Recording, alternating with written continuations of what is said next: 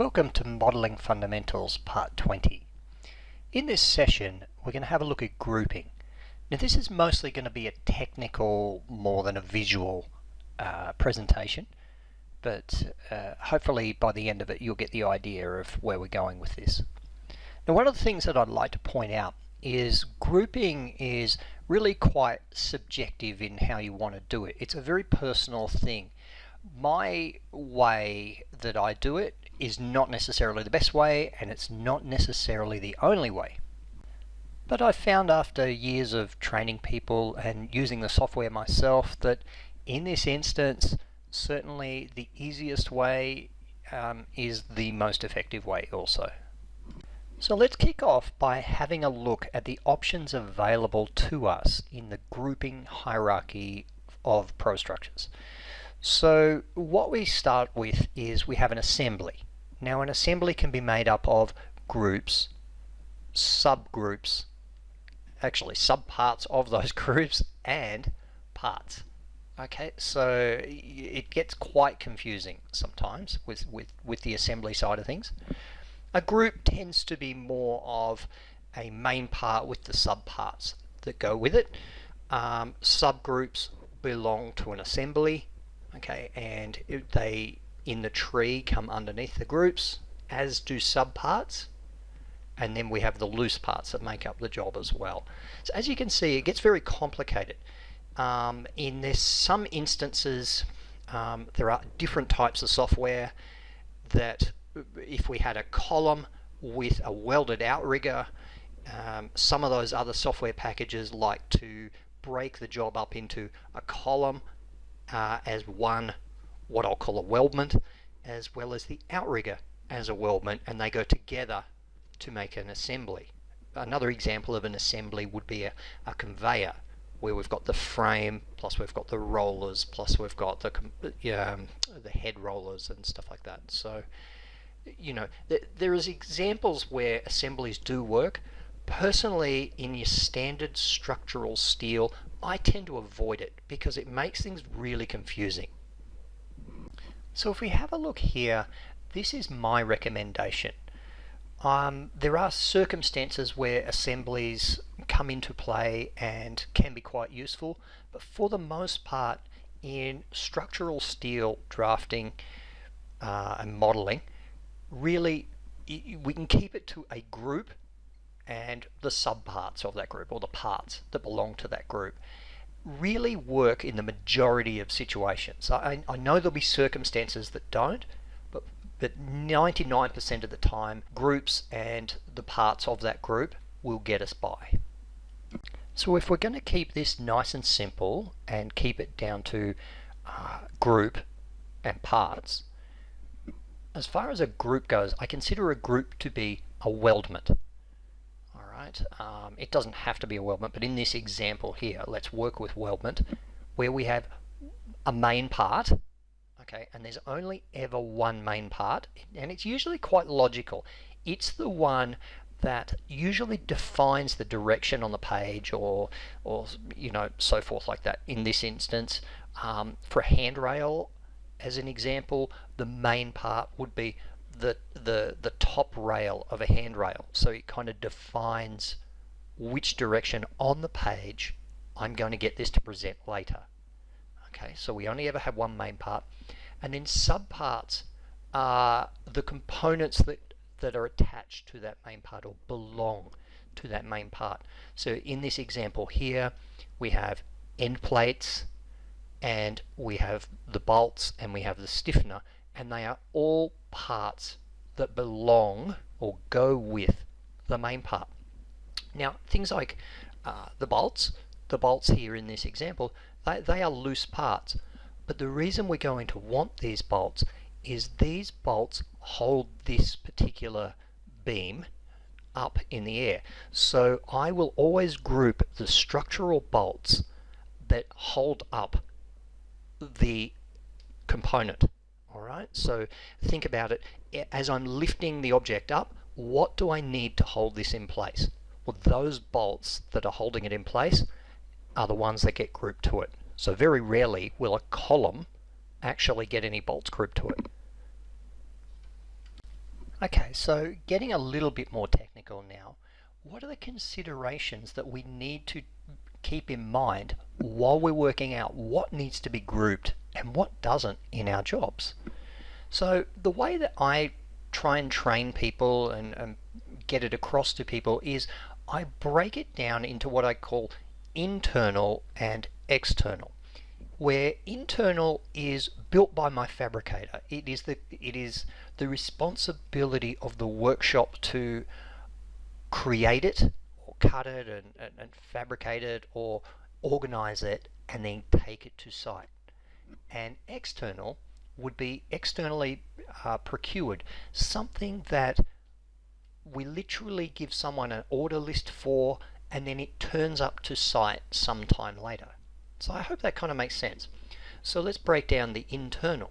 So internal, the objects that would be grouped would be all the members, okay, the shafts, the main components, okay, the fittings, all the plates and flats and so forth that get welded to those members. The structural bolts that hold this stuff up, remember, as you pick it up, what holds this object in place? Those structural bolts, right?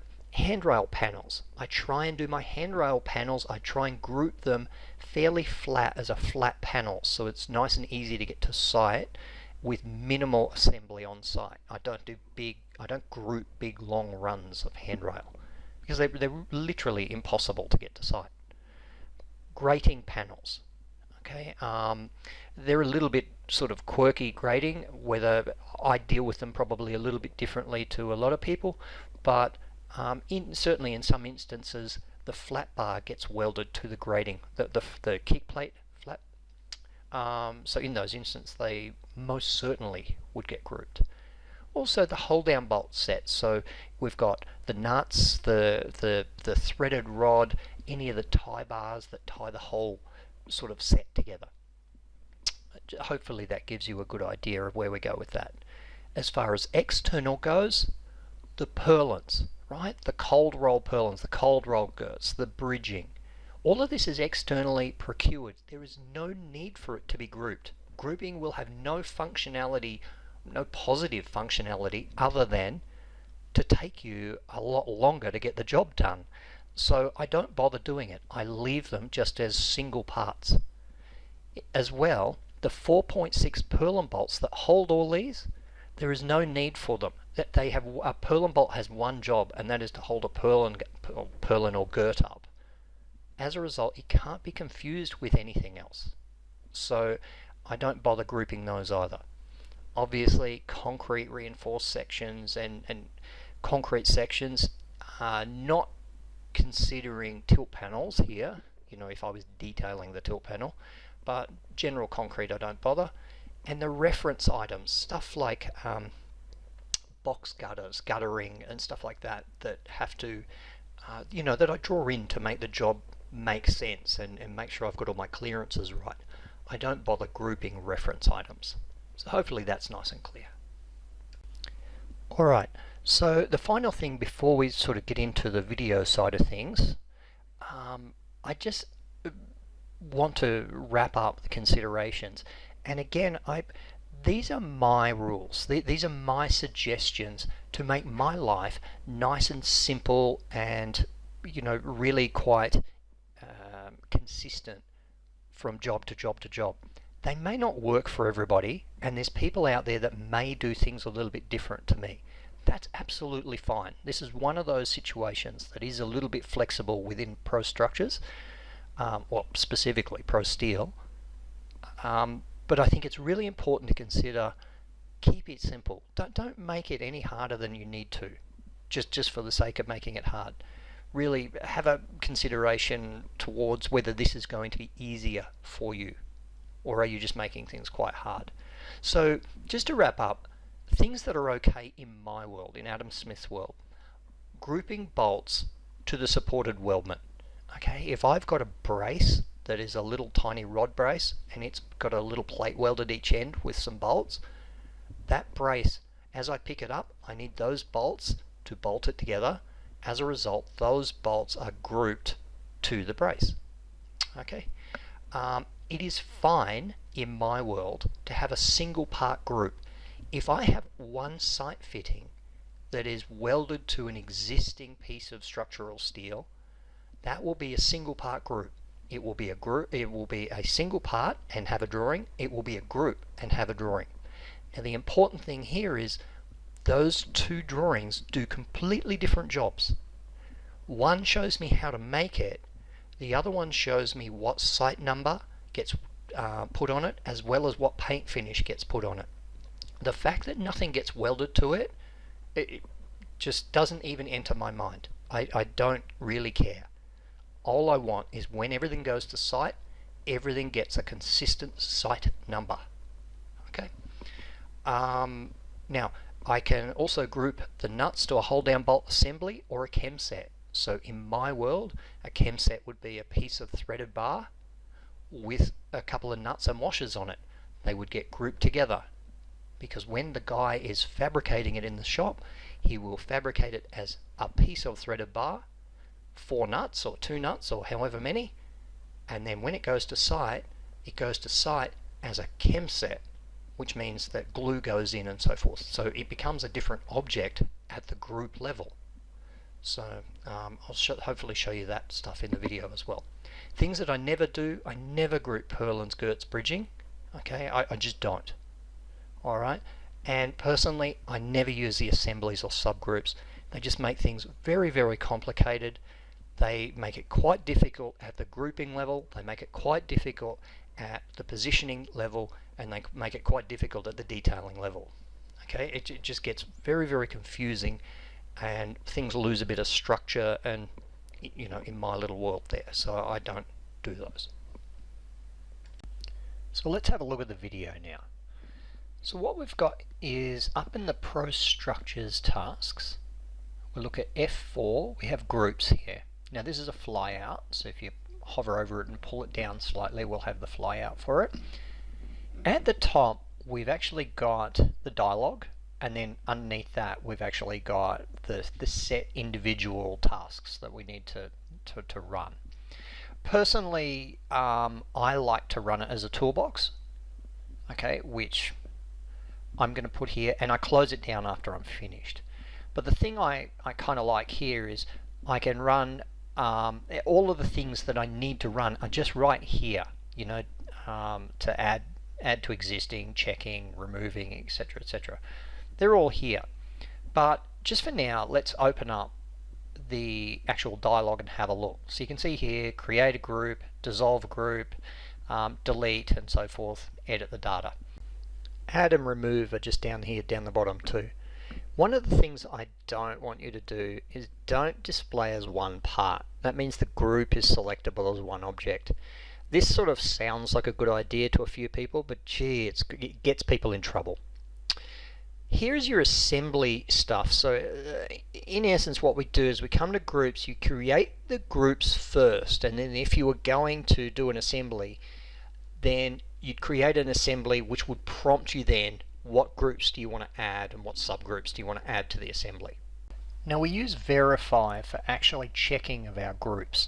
So what it allows us to do is to check all the parts is what we want to do, and when it finds orphans or things that are not grouped, okay, the orphan section's over here, I want it to mark the orphans in a different color. It'll actually mark them in a light blue color so we can see really quickly what is not part of our existing group. So that's a brief on how the dialogue works, but like I said, I use the toolbar because it's got everything I need. So the first thing we're going to want to do though is to isolate the things that are external that we don't want, like these purlins and the girts and so forth. So the easiest way to do that is going to be to isolate them in the levels. So if I come over here, you can see that PS purlin, by just clicking that once, that will turn all those guys off.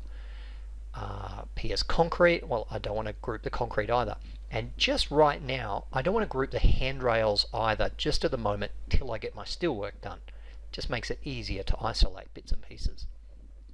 Alright, moving along from here, if we kind of have a look at this beam down here on the front, we can see that we've got some end plate connections and bits and pieces on here, and part of that, if I come into that connection by holding down the right mouse button and going to change connection, this will allow us to check that connection. You can see that although we're in the layout tab here, we've got additional tabs across here, and we've got one for groups in here.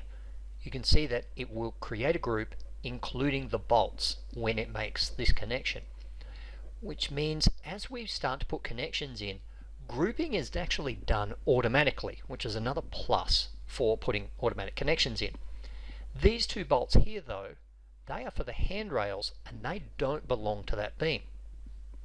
Okay, another example of just the different bits and pieces that you'll see with automatic grouping. If I come to the connect in the stiffeners, you can see there's a form group switch there. So it automatically groups the stiffeners as well. So some things will belong automatically, they'll already be a group, and other things will not, and we'll need to add it later. So the first thing that we're going to want to do is isolate these completed groups so that we're left with our orphans. And to do that, we come to check groups. By picking this button here, what it's going to do is it's going to turn anything that's already a group off, and it will change the color and just leave behind orphans. So there we go. Everything that's blue that you can see there is considered an orphan. Now the other thing too, we want to turn off this work frame. It's just going to make it easier for us to do our work here. So PS object is this frame that belongs to the stairs, so we'll just click on that to isolate or hide it. And PS work frame, we're going to get rid of that too. Everything you see here now does not belong to a group. Now here is an example of sort of a single part group that I was referring to earlier. These bolts here are, well, they're intended to be purlin bolts, so I would not group those to that fly brace. So these fly braces here, as an example, would be a main part, okay, of a group, but with nothing else attached to them. More complex things like this pipe brace have the bolts plus all the fittings and bits and pieces assigned to them too. So let's run through the process. We want to create a group. It's going to prompt us down here to identify the main part of the group. The main part is going to be pretty obvious in this instance. It will be the pipe running through the middle. Now down the bottom it's going to prompt us identify part. What it should say is identify the additional parts, really. Okay, the additional parts are going to be all of the cleats on the end. Now be a little bit careful there's nothing in behind so you're not accidentally grabbing things, because when you're new at this it's very easy to grab the wrong things, but in this instance it's pretty easy. So down here I either accept or reject that, so I'm going to left click, and that now is a group and it's ready to go again for the next one. But just to show you, at any point in time I can come back and go check groups and the complete groups will disappear. So because that brace was a complete group, it will go and allow us to do the next one, and off we go. We continue to go and find our loose single parts and select a main part, and off we go. So we can run through this process pretty quickly. Main part, subparts, accept, okay, and off we go. Don't forget, at any point in time you can roll this around to make it nice and easy for yourself to get to bits and pieces. We couldn't do this in the AutoCAD one halfway through, okay, but the Power one is very happy for you to do this. Don't forget to check for intermediate cleats and connections and bits and pieces. Alright, so you can see those angle braces there, those structural bolts support those, so I can select the brace and the bolts. Don't forget, at any point in time I can check groups and everything that's completed will disappear. And you'll end up with less and less and less on the screen. Now as far as the single part groups, let's talk about these fly braces.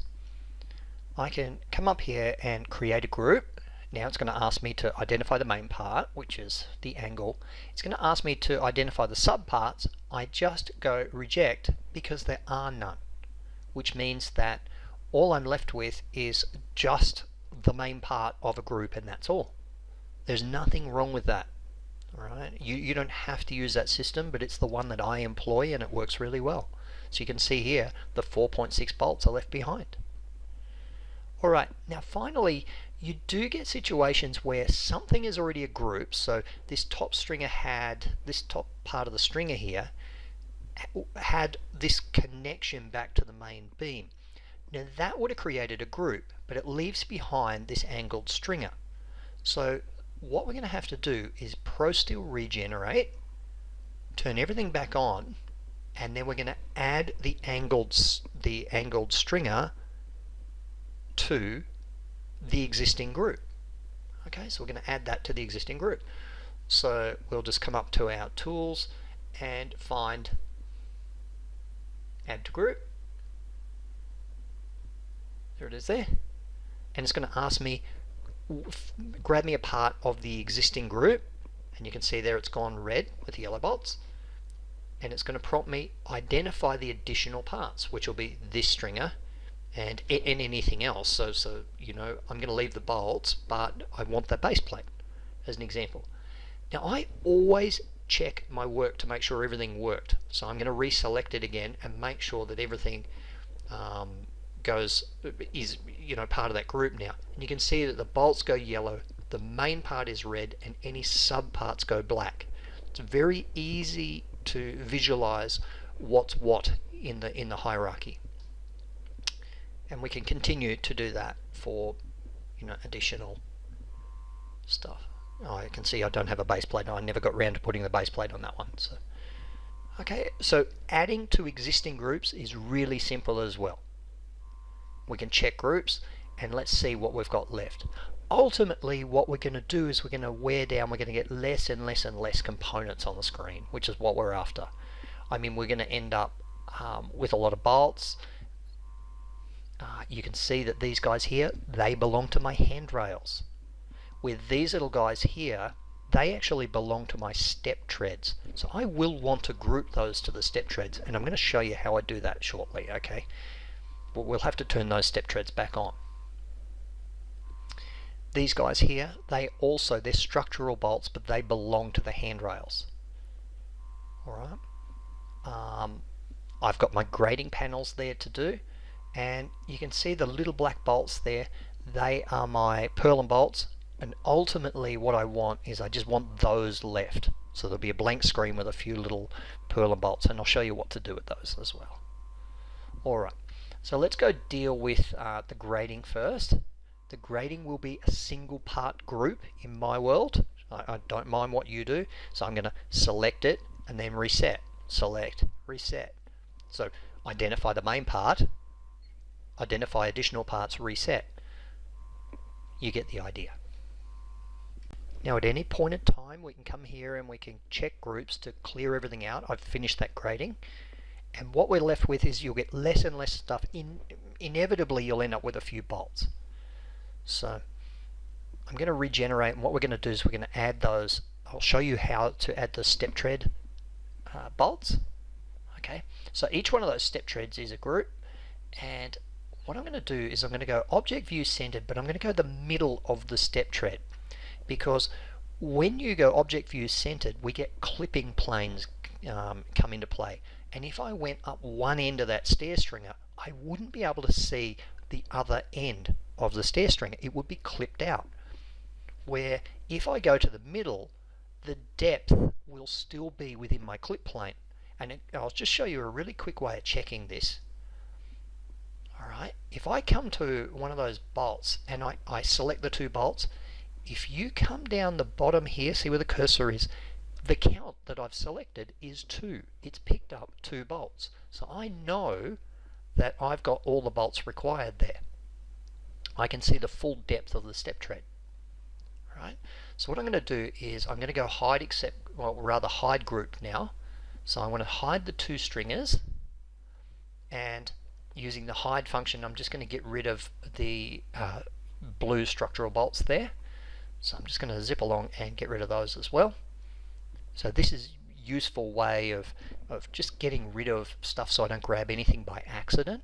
Again, if you're confident with this stuff you won't need to do this, but I just want to show you different things of how I would possibly work.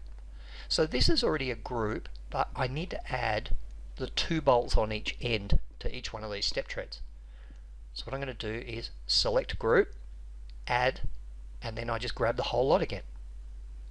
So what I'm doing is I'm adding to an existing group the loose bolts that support it. There's no need to go through all of these. I'm sure you get the idea. So now that I've completed all of those guys, what we're going to do is we're just going to double check our work. So I'm going to go into aeroplane mode there, and I'm going to go check groups, and those bolts now should disappear, which they do. So always check your work as you go, just little bites. It just means that you're not doubling up on your work.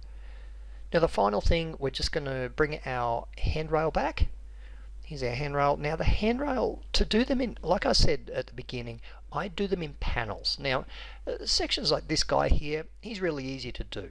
Alright, I would make this top rail the main part, and just select the rest as your subparts. So he's really easy to do.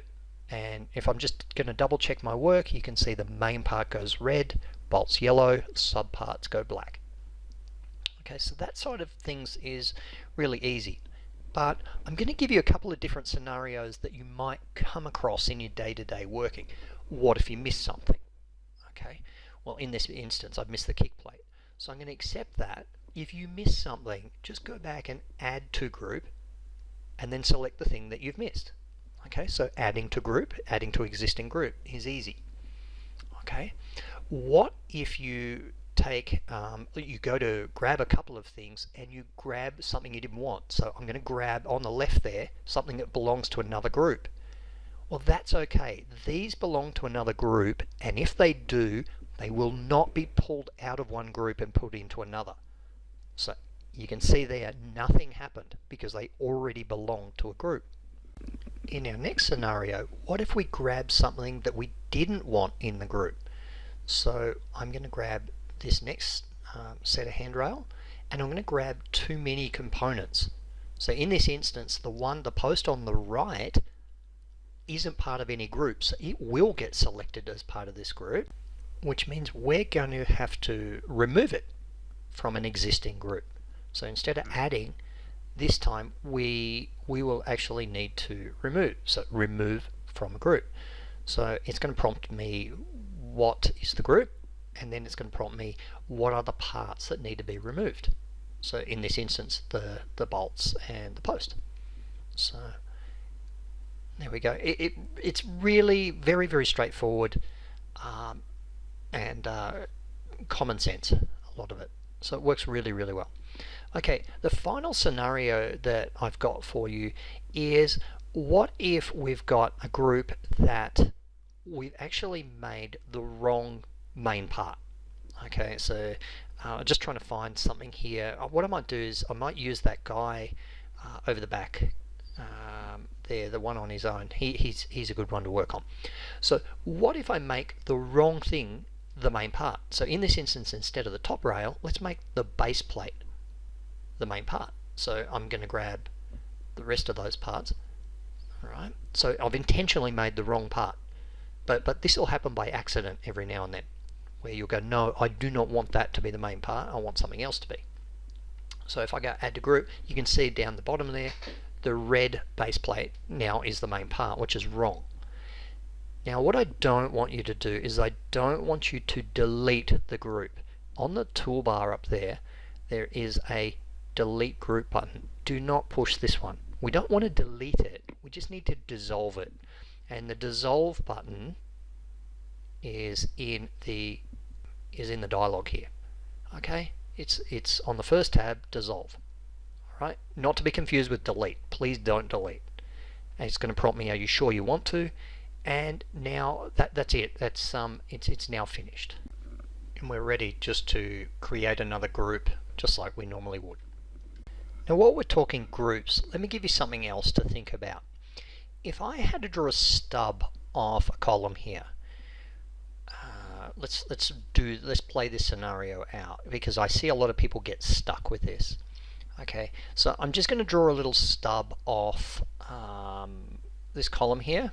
So make it go off the center, and I'm going to go origin point. I want it to come down, say 250 mil, and I'm just going to come out a nominal amount, so lock, and about there will do. So I've got a little stub here, and I want to put an end plate on that stub. Okay, now a lot of people sort of get stuck with this. So I've got my stub there, and I'm just going to come to the end plate command. I know it's going to be the wrong end plate, but just let's get one on here. As part of the end plate command, this end plate is going to create a group because we've told it to automatically group.